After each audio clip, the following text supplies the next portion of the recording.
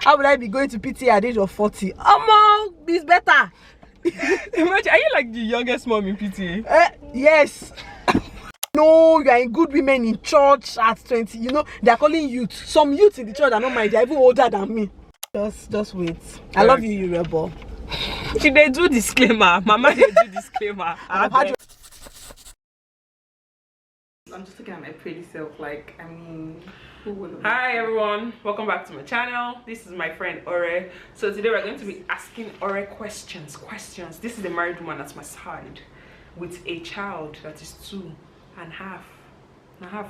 Yes. That's July. It's going to be 3. So basically I'm starting this new series. I think I'm going to do a different intro for it, but even if I don't do it, I'm starting a new series where I talk to women particularly, but I might add men, but just talking to people, let me put it that way, about the mental health and big things that happen to them in their lives and how it's affected their mental health, or how their mental health was affected by it. Yeah, you feel me? So let's get right into it. So today we're going to be talking about Ore and asking her questions. Because backstory. Ore, introduce yourself before I even do the backstory. Okay, my name is Ore, and like Ivy said, I'm a mom to a 2-year-old boy. Amazing boy. That just interrupted our video. Do fast now, come. Okay. You did it. I did this one thing. You did it, and it looks beautiful. This is Uriel. My 2-year-old. Say hi. Oh, it's showing you his toy. It's my toy. I did it. You did it. Yeah. Well done. Alright. Goodbye. Bye. We're back. Yeah, so my name is Ore. I am married for going to be 3 years in March. I studied psychology in Covenant University, and that's where I met Kayode. So I'm a stay-at-home mom, content creator, YouTuber, child psychologist. How old are you? 20. How old am I? 24, girl. 20. I'll be 25 in March. Well, you're still 24. 24 and 11 months. How is it 11 months when March? Okay, March is in March. Yes, no. 24 years and 11 months. And when did you give birth to your baby? I gave birth to him when I was 22. But when did you conceive? What's that about? No, so I know what to put it. You're 21. Yes, it's true. Yes, because I turned 22. Wow, it's true. I was. But she was a mom at 22. Yes. What was going on in your head when you decided to keep your baby? What was going on in my head? I was scared. I was scared. I was very, very scared when I found out I was pregnant, and I sat with my boyfriend at the time. He's not my husband now. I was just like, no, this was not how it was supposed to go. This was not the plan. The plan was to graduate, work for a year, do my master's, and then all of a sudden I'm pregnant. And the funny thing was, I was already starting to feel somehow. You know how you just know that there's something wrong. So we went to the hospital. I did a test and it was negative, so I had small peace of mind. And then later on I did another test and then it was positive. So I was just scared because it was a big deal being pregnant. So I was scared. I didn't know if I was going to be a good mother. I didn't even know how pregnancy was going to be. So I was just scared of the unknown.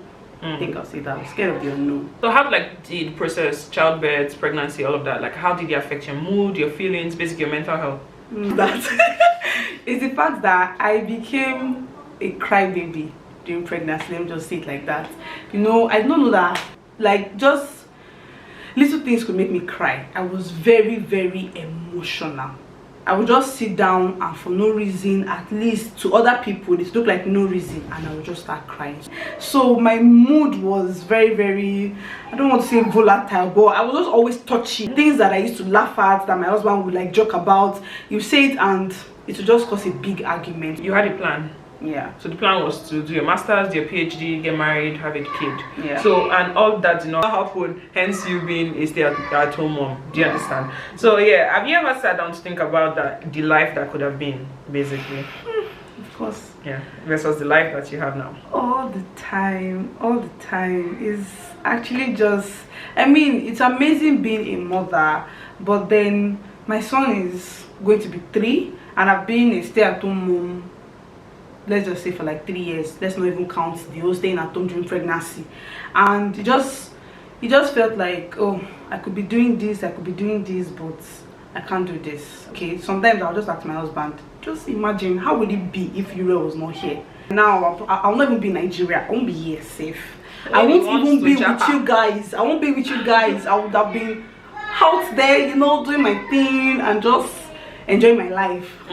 So yes, I do. So do you feel like you failed that Oredola anytime? Like, do you feel like that babe would have been this, but I'm here? Yeah, I think in the early days I felt like I let myself down. I felt like I let my parents down because everybody had an expectation of Ore, like, oh, Ore is smart. In fact, from secondary school I had my 10-year plan. My dad knew my 10-year plan. Everything was like this, like this, like this, and everything was going according to plan until this came, and then just felt like everything went upside down. Okay, so like, how are your friendships and loved ones, like your relationship with these people, affected by being a young mom? Because I don't know, from my end, I guess Everything is from your end. Yes, it caused some strain on some, in fact not even some, most of my relationships, because it somehow looks like we don't have a lot in common. The things I'm going through, I can't really explain to them in a way that, even though they might try to understand, at the end of the day they can't really understand because they are not yet in that situation. Then when I first of all gave birth, I think it was just me and one of my very close friends, and then I found another friend from school that had given birth. So I got really close to the people that had given birth, young like me, like other young moms like me, and then most of my single friends that, you know, everybody was still just gyrating and enjoying life. Was I going to be explaining to them that I was staying up all night taking care of a child that is crying, that I'm tired, and then I'm married, I live far from most of my friends, so it actually caused... True, she traveled 2 hours to get to me today.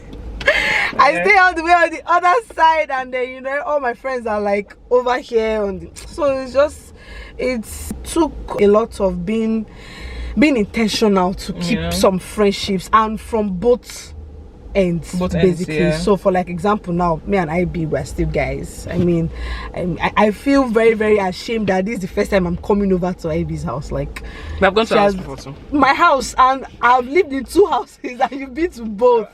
So actually, yeah, so it was not easy not having anything in common. Like, people are talking about work and we are talking about what's my husband going to eat this night. Girl, I feel you.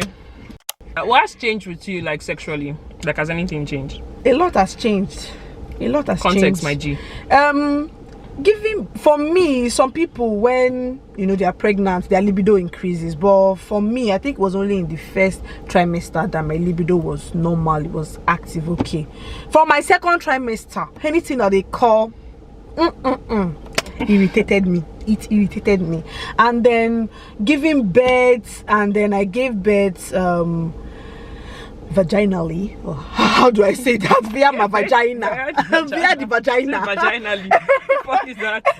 I gave birth via the vagina. So I remember when, you know, for the 6 weeks I don't have sex, I was so scared, like, hey, would it feel the same? Is it going to be the same way? How is it going to be? Hope it's not that my husband will be now say, it's not the same way it used to be. But I mean, I have sex less as a mom, more quickies here and there, less, you know, those ones you say you are going to your boyfriend's house, you guys are gonna, like, you know, do 1 hour, 2 hours. No. Being a parent, fast. You're really sleeping for 30 minutes. Boom! You just you have to get it in. You understand?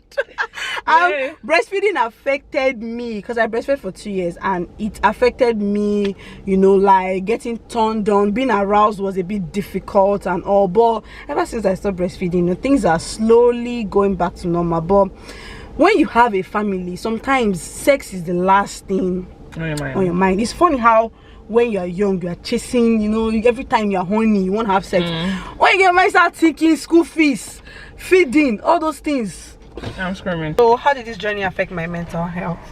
I'm just going to say it took a lot to transition from depending on other people or thinking about just myself to being a mother and a wife, like all of a sudden it was no longer about me and it was about this tiny little human being. First of all, after you give birth, I had to stay at home for this 41 days thingy that you stay at home to rest and all. And then my husband was going out. It was just me and my child and my mom sometimes at home. So even my husband that was supposed to be like my guy, I felt distant from him. So it was just, everything was about Uriel. Nothing was about me. I forgot myself, and that was no good. Because if I had even tried to just, you know, take time to spend, I don't even know how to explain it, but if I had put myself first in the early years that I became a parent, I wouldn't have been so angry all the time. Maybe some fights that I had with my husband, they wouldn't have happened. I was cranky. If I was not angry, I'll be crying. It was either of the two. There was just no in between. Okay, there'll be the point I'm angry, there'll be the point I'm crying, and then there's the time I'm just grateful for my son. Those were just the three things that I used to feel. It was overwhelming. Nothing prepares you for marriage. Let's just even forget about it. Not all these classes, not all this nothing prepares you for marriage. You think you know someone and you are there and you just realize that more, it's too much. It was a lot to be a mom, it was a lot to be a wife, and it was a lot to not be able to achieve my dream. So it was really, really messed up. I had to come to the point where like I said earlier, I realized that okay, this is my reality. This is the life that I'm living now. And then I had to justify that life for myself, that okay, I want to do this for my child, and I'm going to give my child this number of years, and I'm going to focus on him, and then after that I'm going to go on and move on with my plans.